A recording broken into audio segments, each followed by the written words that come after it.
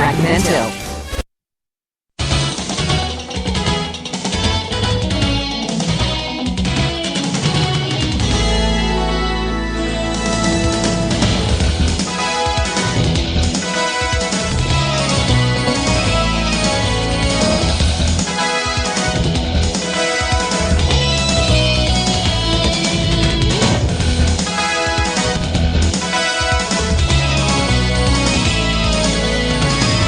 Back here in the afternoon locker room presented by Gigahertz here on the Arena Sports Network. Alvin Washington with you to the top of the hour on our special noontime edition. Last minute calls, get them in right now. 573-200-6505.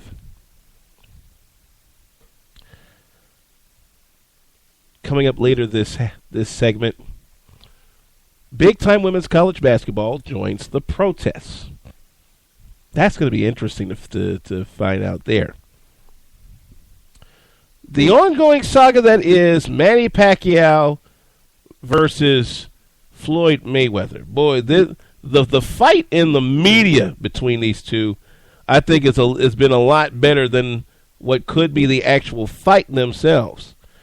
Yesterday on Twitter, actually earlier today on Twitter, Manny went back at Mr. Moneyman, saying, quote, "Don't be a boxing humbug. Let's give the fans the fight they want. They have waited long enough." Well, Mayweather has said, okay, I'm ready. I think you're ready. May 2nd, let's do this. Pacquiao tells Sky Sports, and oh boy, I like the sparring back and forth between these two. He says of Mayweather, quote, "He has reached a dead end. He has nowhere to run but fight me. I will try my best to make this a thrilling and entertaining fight, but I doubt if he's going to engage me in a slugfest. You all know his fighting style. Most of his previous fights, if not all, induced us to sleep," said the just-turned 36-year-old Pacquiao. Last time up for him, he had a dominant near-shutout decision on November 22nd against Chris Algieri to retain the welterweight championship of the world and improve to 57-5-2 with 38 knockouts. Of course, Mayweather, who's just a year older at 37, is sitting on 47-0 with 26 knockouts. Here's the interesting thing about all this wildness. In the middle of both of these men is Bob Arum. Bob Arum used to promote Floyd Mayweather in his early years.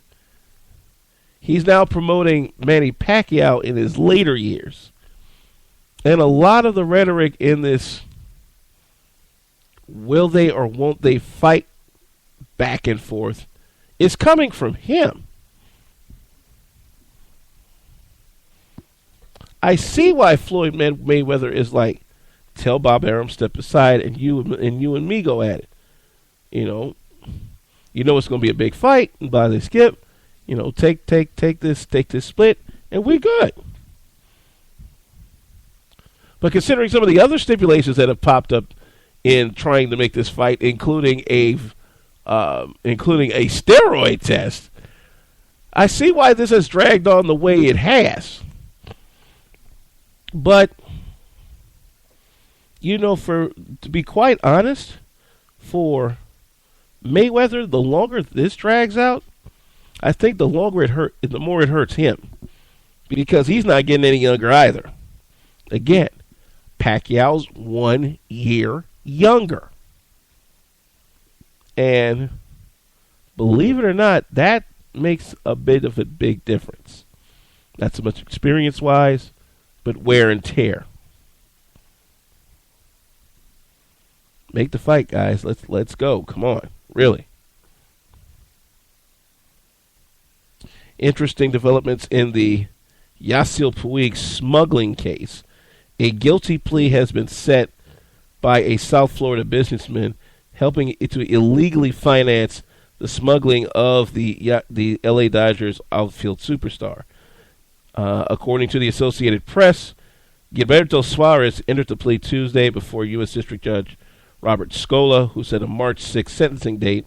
The alien smuggling conspiracy charge carries a maximum of 10 years in prison.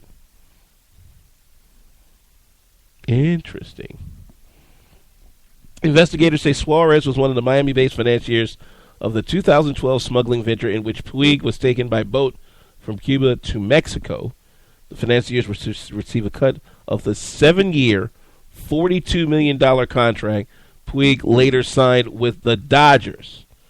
Court documents now show that Suarez got 2.5 from that. He agreed to forfeit a house, condominium, and a Mercedes-Benz traceable to the Puig contract to the government. Wow. All of that to get one player into Major League Baseball because he was that good. That's amazing. I mean, I wouldn't wish anything like that on anybody, but I just find that amazing that people would go through great lengths just to get a piece of the action for one baseball player who, if he was born in this country, you probably wouldn't have heard of him too much because baseball players in this country come a dime a dozen.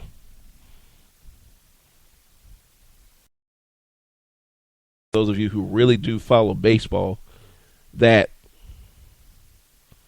Cuba has been a world power on the baseball circuit for a long time.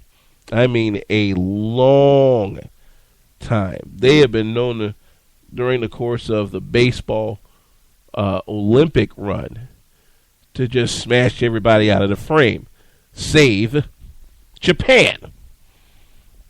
Because Japan's national teams are no slouch either.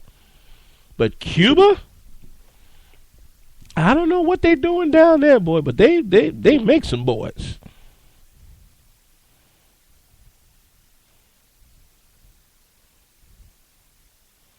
Two of the more recent examples with that neck of the woods were Levon and Orlando Duque Hernandez. And I saw the ESPN documentary on that. I didn't realize they were related.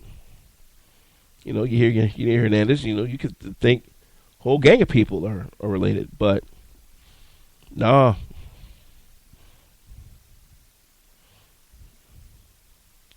No, man. Yeah. El Duque and Levon are half brothers, and they played on the same team.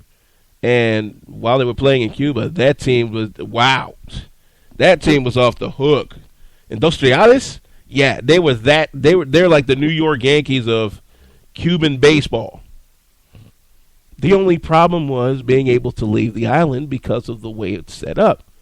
Got to remember, Cuba, for what it's worth, is still a communist country with loyalties to Russia,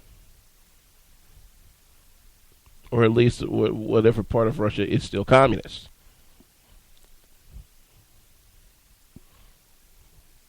So if you're wondering why these kids keep defecting, that's why. This is even with the transfer of power from an ailing Fidel Castro to his brother. Same paint, different coat.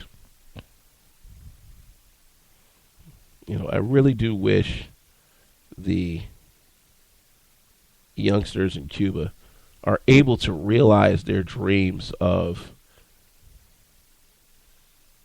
being able to freely go to and from their island without having to be accosted by this government down there. Because I know I wouldn't want to live like that. The afternoon locker room is brought to you by Gigahertz, and this part is brought to you by Strack and Van Til, grocery stores of Chicagoland and Northwest Indiana. As we close things out today, everybody has seen ad nauseum the protests against police brutality. You know the players in all of this, those that have been unfortunately felled by those infamous bullets, and everybody and their grandmother from sea to shining sea, especially a huge contingency in New York, is joining in on all of the action.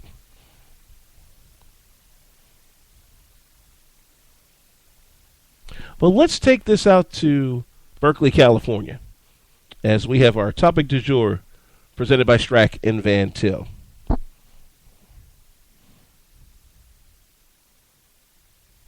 Just recently, there was an incident at the Cal campus in Berkeley that made people pause a bit.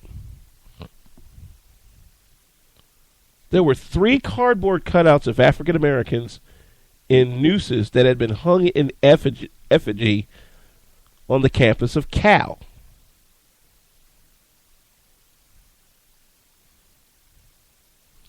The women's basketball team were in Long Beach to take on Long Beach State. They planned in Sunday night's game to wear black shirts wearing "I Can't Breathe," something similar to what Georgetown did the other day as well. However, because the incident hit so close to home, they figured, no, we need something a little bit more immediate.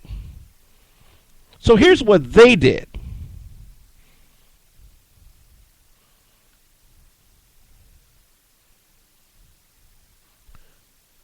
They pulled out masking tape and black permanent marker and began to write names on the strips they pulled from the roll.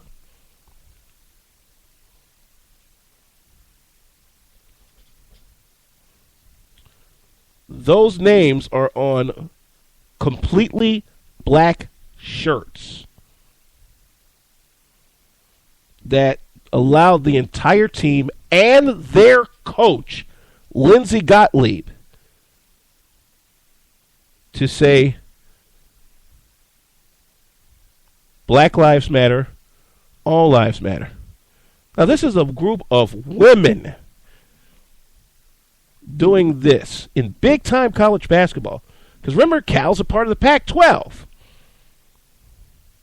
This has to be one of the strongest statements by a group of athletes that otherwise you may have not heard about had they not done this particular thing.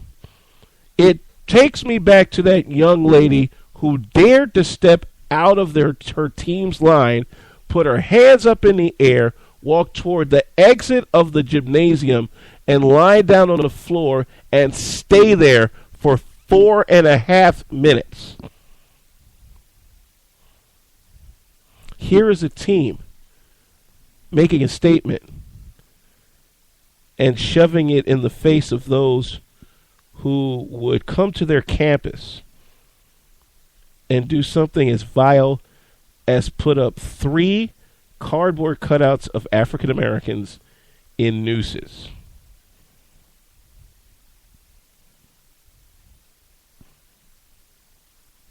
Imagine the power you have when you do it together. Imagine it.